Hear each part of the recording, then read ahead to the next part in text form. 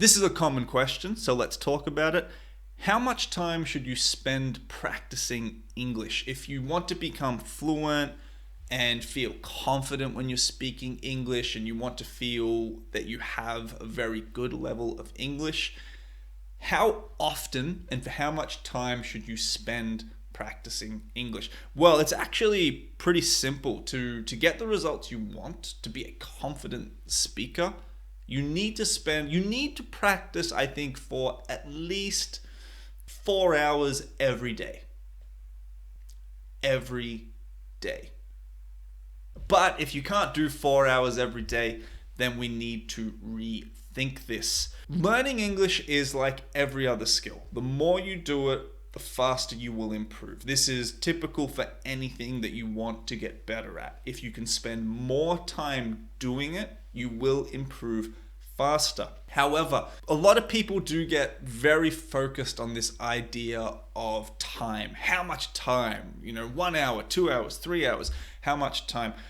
And I think they don't focus enough on the quality of that time. So to explain what I mean, think about this. Think about two young footballers. They both want to improve their dribbling skills. One of those footballers spends, let's say, 20 minutes every day practicing his dribbling skills. The other one spends 10 minutes every day practicing his dribbling skills. Now, with that information, you would assume that the player who spends 20 minutes will improve faster than the other player who only spends 10 minutes practicing. However, what if that player who spends 20 minutes isn't very focused on the dribbling, isn't very focused on what he's doing? Maybe he's a little more concerned with getting some good videos and good photos to go up on Instagram or TikTok. But the other player spends 10 minutes very focused, highly engaged in what he's doing.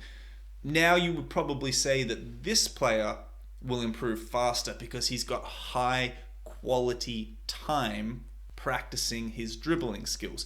It's the exact same thing with your English skills. The time you spend practicing and studying should be high quality. So how does that actually apply to your study? How do you make your study high quality? Again, very simple. If you want to have high quality studying time, what you should do is study nothing except grammar. Only grammar. 4 hours of grammar every day. Or you can focus on these two things: relevant content and comprehensible content. Relevant content means that the English that you are studying and practicing is something that you actually need and something that is interesting to you. So the reason I do these videos that focus on the English for football is that I work with football coaches and analysts and other people in the industry, and that is what they need to learn about. This is what they need to speak about, and it is what they find interesting. There are words and phrases that get used in football that are not used in any other context. Ask an English person who's not a fan of football what a false 9 is. They will probably say a 6. Comprehensible means that you can understand the content. If you're reading a book or watching a video in English and you understand nothing, you're probably learning nothing. I know a lot of you like to watch Netflix, but do you watch Netflix with the subtitles in your own language? If you turn those subtitles off, do you understand anything? If not, Netflix is probably not helping you. Sorry, Netflix is not a great English teacher. I know. I'm sad too. Now that we understand these ideas, let's go back to the original question. How much time should you spend studying? Well, how long is a piece of string?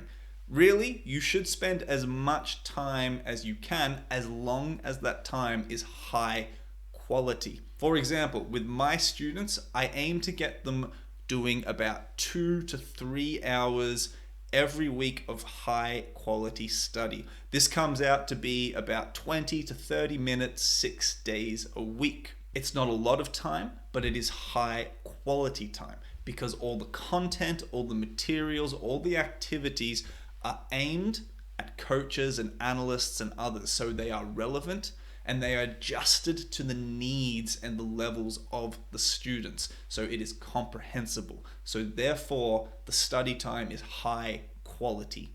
So that's my big tip for this episode. Get yourself a routine like we talked about in the last time and focus on quality over quantity.